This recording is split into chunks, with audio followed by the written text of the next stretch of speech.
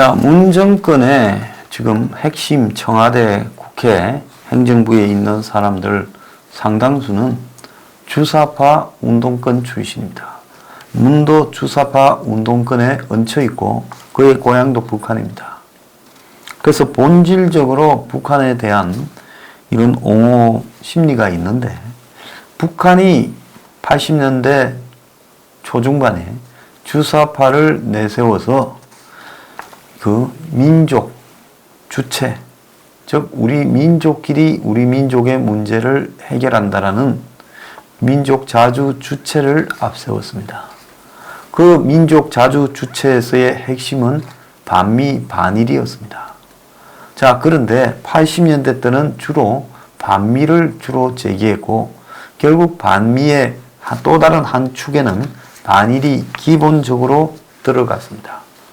그런데 이제 주사파가 한물 가고 국민들이 이런 부분에 대해 과거에 흘러간 물로 지부할 때는 반미가 아닌 반일을 들고 나왔습니다. 그래서 반일 위안부 운동이나 징용 문제, 일제하에서의 역사 바로 세우기 문제, 그리고 임시정부, 그리고 김원봉 논란, 이런 것들이 전부 다 반일을 위한 도구였습니다. 문 정권이 들어서서 반일 부분들을 얼마나 시시때때로 자극해 왔는가는 이루 말할 수 없습니다.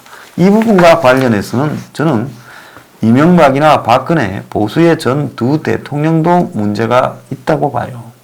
이명박도 당시 지지율 떨어지니까 독도를 방문하면서 반일 감정을 자극했고, 박근혜는 자기 집안의 어떤 이런 과거사 문제, 부친이 만주 그리고 일본 사관학교 출신이다 하면 다 아는 이야기 아닙니까? 그런 것이 트라우마가 돼서 그런지 이상하게 일본과 관련되는 문제에서는 매우 부정적이었습니다.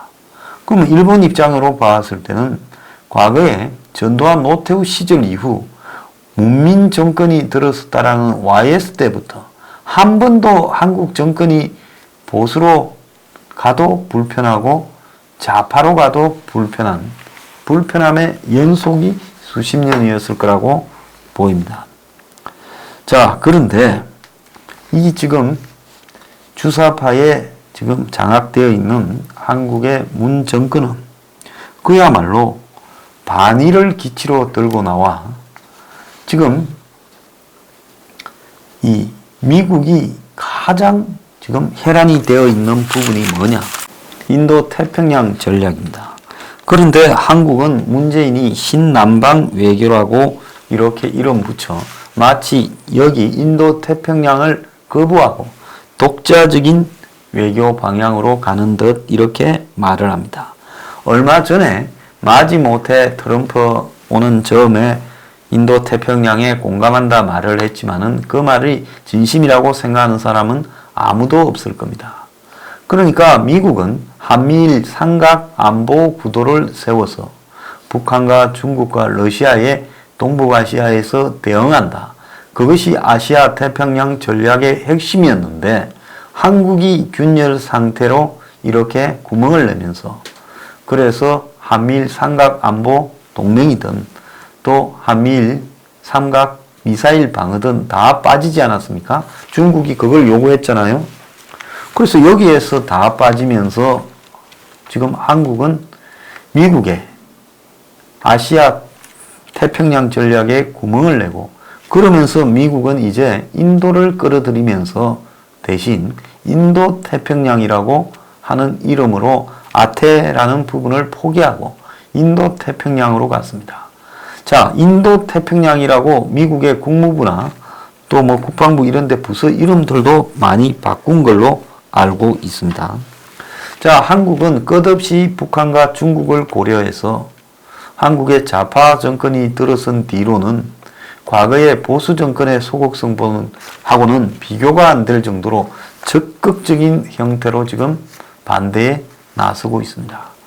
자, 이런 반대 중에 핵심이 지금 위안부에다가 징용 문제까지 얹어서 일본과의 관계를 거의 파탄을 내겠다고 문 정권이 먼저 선언을 한 것이고, 그 선언의 일환으로 지금 여러 가지 일이 벌어지고 있습니다.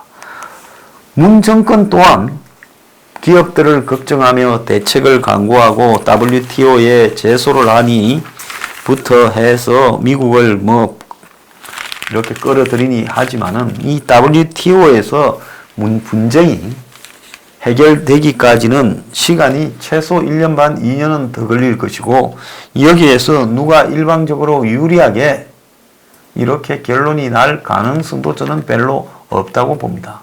일본도 힘이 만만치 않고 미국은 한일 분쟁에서는 일본 편입니다. 그걸 우리가 정확하게 알아야 되는 겁니다. 자, 그런데 지금 이 진보연합이라는 대학생 진보연합이라는 주사파를 추종하는 과거 통진당의 잔여 세력에게 충성하는 이 학생들 26명이 어제 낮 1시에 명동에 있는 미쓰비시 중공업 계열사 한국 사무실을 찾아가 기습 시위 점거를 했습니다. 식민 지배 사죄하라, 미쓰비시 사죄하라, 경제보복 중단하라. 자, 이 대학생 진보연합이라는 이 학생들은요, 김정은 환영하는데 앞장서고 했던 확실한 컬러와 색깔이 있는 사람들이죠. 자, 이들은 지난해 11월에 김정은 서울 방문 환영 위원회 등을 만들었고 꽃물결 대학생 실천단 등을 결성해 광화문 광장에서 김정은 환영 메시지가 적힌 피켓을 갖다가 흔드는 사람이고 태영호를 이렇게 협박하기도 한 사람입니다. 자, 여러분들 자녀 중에 다른 거는 몰라도 애들이 대학생 진보연합에 이렇게 들어있다 하면 그건 목숨 걸고 말리든지 내쫓아버리세요. 이거 이제 뽕이 들면 답도 없는 집단입니다. 주사파인데 요즘 시절에 숫자는 많지 않지만은 대학교에 이런 애들이 아직도 남아가지고 북한을 찬양하고 있다는 건 정말 기가 찬 이야기입니다. 자, 그런데 어제 이 경찰이 이들을 끌어내기 시작했는데 미쓰비시에서 끌어내는 과정에서 여자 경찰 한 명이 야, 이 미친놈아 하니까 또 한국의 좌파 언론이 또 그걸 갖다가 따라가면서 경찰에게 시비를 거는 이런 일이 발생을 했는데요. 그 경찰 상을 주고 싶습니다. 미친놈들이죠. 어떻게 이럴 수 있습니까? 저는 이럴 수 없다고 보고 있습니다. 자, 다른 사람이 이런 행동을 하면 순수하게 민족 감정에서 그런다 볼 수 있지만은 이들은 주사파의 후예들입니다. 이런 주사파의 후예들이 지금 주사파가 가지고 있는 반일 논리, 그것은 철저하게 한미일 공동 이 안보연합 구축을 막아서 가장 약한 고리인 한국을 떼서 그걸 깨트리려고 하는 부분이고, 지금 문재인이 징용 문제를 더 들고 나와서 위안부 하나만도 머리 아픈데 징용 문제를 가지고 지금 답도 없이 양국 관계를 악화시키며 지금 이것과 관련된 삼성 등 한국 대기업을 흔들고 주식 가격 폭락으로 여러분 재산을 지금 작살내고 있지 않습니까? 이거는 100% 저는 인재라고 보는 사람입니다. 자, 이것뿐만 아닙니다. 지금 반일 감정을 가지고 일본 차를 끌고 놓거나 차에다가 오물을 들이붓거나 차에 펑크를 내거나 일제 오토바이를 갖다가 넘어뜨리는 이런 일들이 지금 곳곳에서 생기고 있고, 지금 반일 분위기에 지금 이렇게 눌려서 뭐 일본 여행을 간다거나 이런 것들까지 생기고, 지금 일본 제품 불매 운동을 갖다가 이렇게 하고 있는데요. 한일 관계가 악화될 때마다 이런 식으로 불매 운동인이 이렇게 나서는 부분이 얼마나 앞으로 대한민국의 장래에 위험한 일인지 모릅니다. 자, 문 정권은 한일 청구권 협정, 1965년에 끝난 그 청구권 협정을 국제 중재가 불가피하다, 상황이 변해서니 정면 돌파해야 된다, 이렇게 말을 하고 있습니다. 일본은 스스로 자기들은 이 문제에 자신이 있다, 그래서 제3국이 중재하자. 그래서 만약에 이렇게 했다가 한국이 지게 되면 이제는 한국 정부가 징용자들 배상하고 끝내야 되는 상황이 벌어질 겁니다. 자, 그런데요. 한국은 일본이 7월 21일 참의원 선거 때문에 이런다고 바람잡고 있습니다만은 선거를 넘어선 이야기입니다. 이거 없더라도 아베는 7월 21일 날 선거에서 넉넉하게 승리합니다. 지금 일본의 아베에 정치적인 적이 있습니까? 없잖아요. 지지율도 과반수를 넘겨 안전합니다. 그렇기 때문에 아베 입장에서는 이 문제를 가지고 뭐 해야 선거 이기만큼 절박한 문제는 없어요. 문재인은 내년 총선을 앞두고 반일 감정을 자극해서 그야말로 국민 다수를, 과반수를 자기 밑으로 모아야 되겠지만은 아베는 이미 탄탄한 지지를 받고 있고 대응할 만한 적이 없기 때문에 그야말로 이 문제까지 안 써도 넉넉하게 이기는 상황입니다. 자, 그런데 지금 한일 간의 관계가 이렇게 막가게 되면서 안보 문제는 이미 양국에서 사라져 버렸습니다. 가장 웃을 사람이 누구겠어요? 주사파 김정은이, 북한이 제일 웃고 두 번째로 시진핑이가 제일 웃을 겁니다. 문재인이 우리가 시킨 거 사주한 것보다 너무 잘 해내고 있다. 진짜 참 잘했어요 하고 상을 줘야 된다. 이런 생각을 할 거라고 보고 있습니다. 그런데 반일 시위를 조장하고 불매 운동까지 가는 것은 한마디로 문 정권이 정치적으로 벌이고 있는 주사파의 이익을 지키기 위한 주사파의 논리에 따른 반일 문제를 제기하는 그 이론에 국민 다수가 놀아나고 국민이 인질이 되고 있는 겁니다. 자, 주사파는 무조건 현재는 반일입니다. 자, 북한이 지금 반미를 들고 나왔을 때 국민들 앞에 먹히겠습니까? 그러니까 반일입니다. 그래서 어쨌든 반일을 주장해서 문재인 정권이 한국에 있는 주사파가 또 주사파를 추종하는 과거 9386 운동권 세력들이 지금 한국 정권의 핵심인데 이들이 다 반일을 하게 해서 한미일 구도에서 한국이 이탈하고 그러면 거기서 기어나가면 한국이 갈 때는 어디 있습니까? 친북, 친중, 친러로 가도록 지금 일단은 빼내고 있죠. 그래서 한국이 거의 이빨로 보면 발치가 다 됐습니다. 한미일 삼각동맹에서 한국은 떨어져 나왔어요. 자, 일본하고 미국은 한국과는 정보 교류도 하지 않습니다. 한국이 북한에다가 꼭 필요한 부품 소재를 빼돌리고 있다고 의심합니다. 그리고 북한의 석탄을 밀수하고 북한의 정제유를 불법 환적해 줬다고도 의심합니다. 그리고 한국이 북한의 대변인이라고도 의심합니다. 그래서 미국도 북한을 직접 통하고 일본은 한국이 지금 북한의 편이지 아무런 지금 미국과 일본 자유진영의 편에 서서 싸우는 나라가 아니라고 동지의식을 포기했습니다. 자, 그러니 일본이나 미국이 한국이 얼마나 얄밉겠습니까? 그래서 일본이 지금 계속 시비를 더 걸고 있는, 가만히 있어도 얄미워 죽겠는데, 자, 징용 문제를 가지고 일본 기업들의 재산을 압류했어요. 한국에 있는. 그래서 이제 마치 이걸 가지고 다시 일본을 자극하는 입장에서 봤을 때, 만약에 여러분들이 일본 정부라면 어떻게 하겠습니까? 그걸 방치하고 있을 수 있겠어요? 그래서 계산을 했습니다. 계산을 해본 결과 저것들은 우리가 작정하고 달라들면 죽는다. 한번 끝까지 가보자 그래라. 이러면서 일본이 작심하고 지금 이 판을 벌이는 겁니다. 그리고 일본은 이 끝이 어디로 갈 건가도 알고 있다고 보고 있습니다. 일본은 1112개 품목의 전략 물자에 대해서 다 분류를 해서 한국에 지금 이번에 반도체 등뿐만 아니라 이제 디스플레이, 세계 시장의 90%를 점유한 유기발광 다이오드, OLED라 그러죠. 이 부분의 핵심 소재 전량도 일본에서 수입합니다. 공급 끊기면 LG의 OLED TV는 한 달 내에 생산이 중단됩니다. 자, 그리고 미래차에 대해서도 일본이 지금 손을 대면 이 문제도 심각해지고 기계 등도 반도체 장비 등도 심각하게 문제가 발생할 수 있습니다.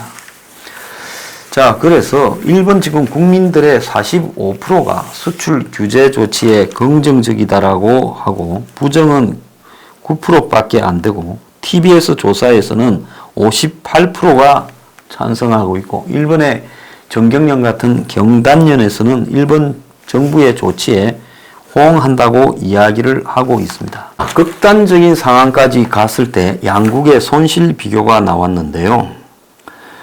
한국의 피해가 일본의 270배다. 급소를 맞았다라는 이야기가 나오고 있습니다. 일본은 1660억의 피해를 입는 반면에 한국은 45조의 피해를 입는다. 그래서 아베 정부가 이 부분을 면밀히 분석한 끝에 수출 규제로 칼을 빼들었다는 이야기입니다. 자, 근데 올해 1월부터 5월까지요. 일본이 지금 검수를 한 세계 품목, 이 PR, 포토리지스트라는 품목이 1190억, 에칭가스, 불화수소가 327억, 플로린, 폴리이메이드라는 것이 139억, 한국으로는 각각 90%대의 일본 수입 의존도입니다. 그런데 반면 일본으로서는 이 세 개 품목이 한국으로 10%대의 수출입니다. 그러니까 한국 안 팔아도 약간의 매출 줄지만은 한국으로서는 이거 일본에서 가져오지 않으면 안 될 품목이라는 부분입니다. 이걸 갖다가 뭐 지금 당장 우리가 소재를 개발하니 투자를 하니 꿈과 같은 소리고요. 한다고 해서 될 일도 있고 안 되는 일도 있습니다. 수십 년간 이런 기본 소재에 집중해온 일본의 기술력을 한국이 1, 2년에 따라간다는 건 코미디입니다. 그래서 산업 구조 자체가 일본에 의존적으로 해서 한국도 수출 주도형, 핵심적으로 이 기술력이 뛰어난 부분은 일본에서 수입에다 쓰면서 그걸 갖다가 조립 가공해서 해외로 수출하는 산업이 한국의 주력 산업인데, 그런데 이걸 이제 와가지고 이 54년간에 해왔던 서로 방식을 해체하자, 우리가 어떻게 할 수 있다? 그거는 꿈과 같은 이야기라는 겁니다. 자, 그런데 지금 제일 웃기는 게 아까도 이야기했지만은 불매운동을 한다. 뭐 인천 상인들이 일본 제품 불매운동을 시작했다. 이런 거요. 국가적으로 도움 하나도 안 되고 이런 거를 하는데 앞장서는 중소형 상인, 자영자 연합회, 슈퍼마켓 연합회, 소비자 생협 이런 데 제가 충고를 합니다. 문재인 앞에 가서 공연하게 한일 분쟁을 일으켜서 서민 생계 위협하지 말아야지. 이거 파는 사람들이 일본 제품을 안 팔겠다 하면 당신들 매출만 줄어들 거 아니에요. 일본이 뭐 한국에 그거 안 팔았다고 뭐 일본에 예를 들어서 삿포로 기린 맥주가 한국에 안 판다고 당장 문 닫겠습니까? 그래서 이런 식으로 몰아가는데 앞장을 서는 그야말로 구시대적인 시민의식이 정말로 우려스럽다. 저는 그렇게 보고 있어요. 자, 일본 불매운동을 한다고 일본권 항공권이 안 팔리느냐. 휴가철을 맞이해서 불티나게 여전히 잘 팔리고 있다고 합니다. 할 거는 다 해요. 쇼만 할 뿐인 겁니다. 자, 그래서 일본 지금 항공권이 어떻게 잘 팔리냐. 지난주에 일본 항공권이 작년과 예사로운 그런 변화 없이 그대로 작년 수준으로 잘 팔린다는 겁니다. 자, 그래서 지금 이런 불매운동이나 이런 것들이 우리 내부에서도 지금 쇼로 지금 이렇게 전락하고 있는 부분입니다. 그래서 이런 것들을 갖다가 조장하면서 삼류 싸구려 주사파식 민족주의를 자극하는 부분에 이제 성숙한 시민은 네가 싼 똥은 네가 치하라고 문재인과 민주당에 요구할 수 있어야 돼요. 그게 저는 성숙한 시민의식이라고 생각을 합니다. 저는 개인적으로 뭐 배설을 해먹거나 출마하려고 목매는 사람이 아니기 때문에 저보고 친일파라고 욕을 하든 토착 욕을 하든 왜구라고 하든 전혀 개의치 않습니다. 그렇게 말한 놈이 썩은 놈들이죠. 토착 왜구가 무슨 말입니까? 자, 그래서 지금 본격적으로 쌍방 간의 싸움이 시작되면 금융 쪽에서 그야말로 한국이 또 초토화될 카드가 남아있다. 자, 그런데 한국은 미국의 중재에 지금 기대를 하고 있다 하는 보도가 나오고 있습니다. 자, 미국이 이 문제를 중재할 것이냐? 저는 아까 이야기하지 않았습니까? 빠져 있을 것이다. 그래서 미국은 이 문제에 있어서 한국 정부에 대해 많은 불만을 가지고 있을 것이고, 한국을 이번에는 좀 길을 들여야 된다라는 부분, 즉 서방의 자유주의 동맹에서 이탈해서 중국과 북한, 저런 전제주의 국가로 자꾸 편을 들고 있는 문 정권의 친북, 좌파 성향에 대해 미국은 한번 우리가 길을 들이기는 한국과 관계에서 치명적일 수 있으니 일본이 길을 들이는 게 낫다라는 이런 입장을 유지하고 있어서 미국이 좀처럼 이 사태를 방치하지 나서지 않을 거란 겁니다. 제가 국민들한테 말씀드리고 싶은 것은 주사파들이 80년대의 싸구려 민족주의를 현재 북한과 중국의 이익에 의해 되살려서 한미일 삼각동맹구도 독재 공산국가에 대응하는 지금 지구상의 유일한 지금 대척 지점이지 않습니까? 미, 일, 한국, 그리고 중국, 러시아, 북한. 러시아도 사실상 독재 국가이자 전제주의 국가잖아요. 자, 그래서 이것이 대치하고 있는 세계의 가장 예민한 전선이 휴전선입니다. 자, 여기에서 한국이 점점 미국과 일본에서 이탈해서 북한 쪽 편을, 중국 쪽 편을 들고 있습니다. 그래서 일본이 봤을 때는 과거에 이 동맹 한국이 아니다. 과거에 한일 간에 문제가 있었지만은 그래도 이 정도는 아니었다. 그런데 이제는 노골적으로 중국과 북한의 편을 들면서 일본에다가 지금 계속 의도적인 정치적 문제 제기를 하고 있는 부분에 여기서 한번 뿌리를 뽑아서 무릎을 꿇려야 된다. 이 싸움이 벌어지고 있습니다. 저는 주사파 친북의 삼류 민족주의보다는 현대화된 서방의 자유민주주의, 자본주의 동맹에 서야 대한민국이 산다고 생각하고 있습니다. 그런 상황에서는 이번에 문 정권이 벌이고 있는 이 판에 한국의 보수 세력 일부까지도 같이 욕을 하고 한국당이 뭐 같은 편에 서겠다고 이야기를 하고 있다는데요. 정신 차리기를 바라고 보수라는 사람들 중에 누구도 불매운동에 나서서 문 정권 뒤를 닦아주는 노릇을 하지 말기를 바랍니다. 보수라면 가치의 기준이 분명하게 서 있어야 되겠죠.